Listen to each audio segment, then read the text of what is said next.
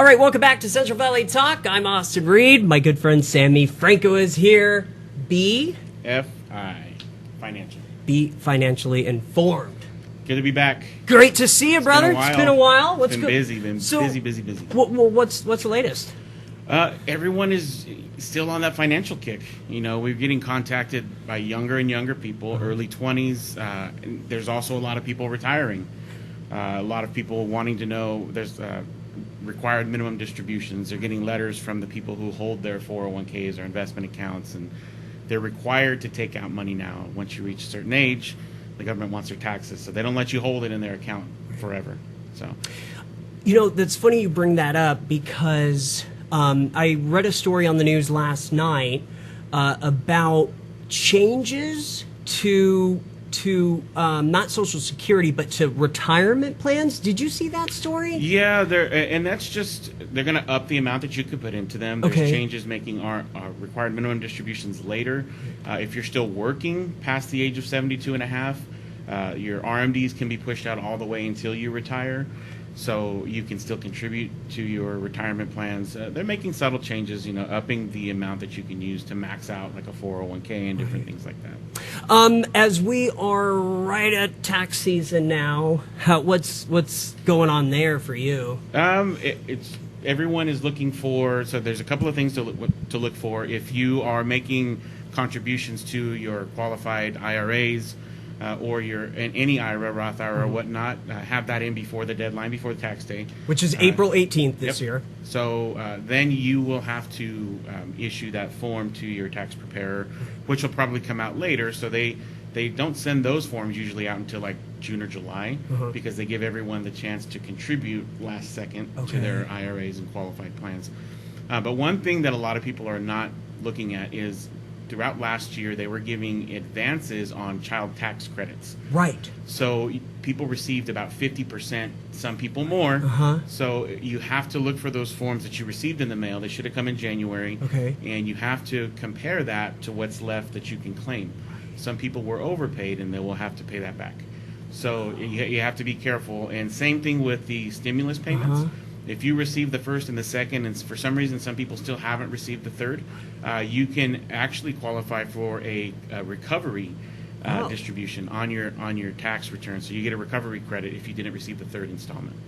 Interesting. Yeah. So a lot of these things can be missed if you're just trying to rush through like the Tax-Free USA or TurboTax. So it's always good to get to a qualified CPA or someone like that who can make sure, especially nowadays, there's so many different things that they've advanced people money or that they've advanced credits that you need to be aware of.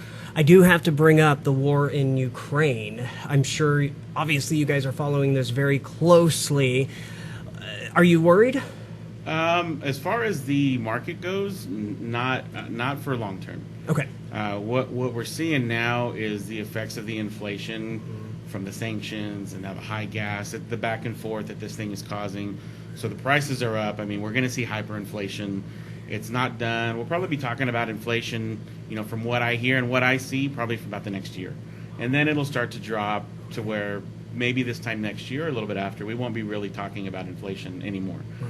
Probably back to normal within the next 2 years, but seems like a long time. But I mean, it is what it is. Amazon dropped its share price significantly. What do you think about that?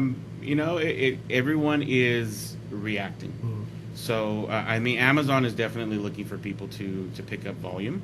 You know, and that's what's going to happen. And that's the thing is right now, there's a lot of stocks at a reduced price. So people who understand long-term investing are actually picking up a lot of stocks at a cheaper price because throughout history we've had so many wars, and it's not even our war, right? But it's just affecting the world economy that the market's going to bounce back. You know, it's going to hit a bottom and then it's going to bounce back. And historically now the bounce backs happen a lot quicker. Right. What about the housing market right now? Any advice for people on that end? Interest rates are going up. Yeah. So it's getting more expensive to borrow for mortgages and things like that. The housing market is a funny thing because are we in a bubble? Are we not in a bubble? A lot of people who are like experts at this stuff are saying we're not in a bubble and it's not going to crash like '08. It won't be like '08 because there's not the subprime lending going on.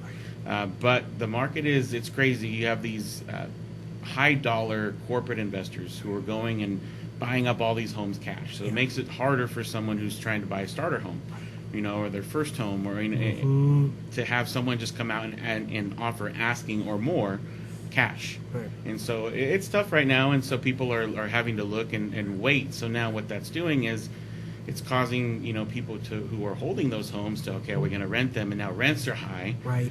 So people and landlords have the ability to raise their rent more this year because they couldn't the last couple of years. Right. So most landlords in their lease will have a clause where they raise it either like 2.5% or 3%.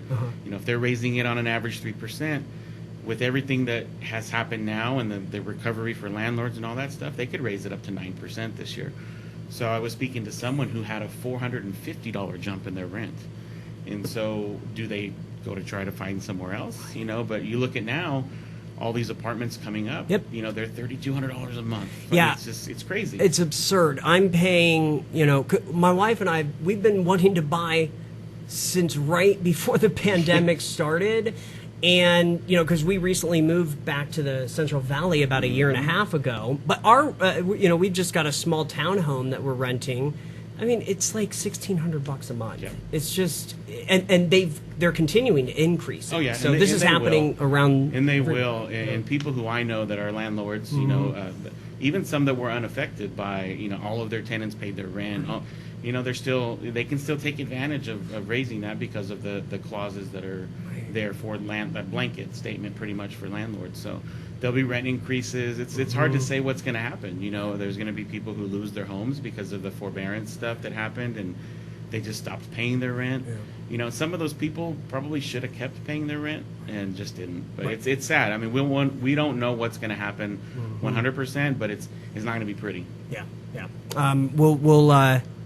We'll keep everybody updated. Yeah. Fingers crossed, I guess, We've got about a minute left. Anything else you wanted to bring up? Anything I missed? Right now, with the market the way it is, people are uncertain. Here's what the advice that we've been giving. So if you're young, if you're 20s, 30s, don't panic sell. A lot of the panic selling is what causes disruption. Okay. So stick it out long term. If you have the money to buy the dip, as they say, buy the dip, especially in stocks and crypto. Yeah. Now, if you're older, we have a lot of clients who are high 50s, early 60s. You have to look at securing your principal and planning income. So if you are someone who has a large 401k and you're ready to retire next year, you might want to think about protecting that principal, rolling it into something that can protect it, guarantee the income, and protect you from loss. We just helped a client who we spoke to about 6 months ago, and their financial planner at the time advised them not to do what we suggested, and he ended up losing $104,000. So we just helped him out. Yeah, it was a tough situation. It was woulda, shoulda, coulda. Yeah. But everybody makes a decision, and sometimes that decision can be costly at that age. So anywhere from 55 on, you really got to protect what you have saved. And it stops being about that accumulation, and just make sure you protect what you have and plan your income. So that's my best advice for that. Yeah, that makes total sense. Phone number, website? www.befinanciallyinformed.com. Phone number 559-250-5680. Works 7 days a week. So right now we're taking evening appointments and weekend appointments. It's crazy busy. So, well, thanks for making the time for us today. No, it's always good to come by, and I know we've missed a couple just because of schedules and things like that. Well, I was super late today, so we're even. Sammy, thank you. Appreciate it. No problem. Great to be here. All right, we'll see you next time. I'm Austin Reed, and this is Central Valley Talk. Perfect! Awesome. See? One-man show. One-man show. And see, what in the editing, I can edit it to where when just you were talking, I'll switch and crop and rotate.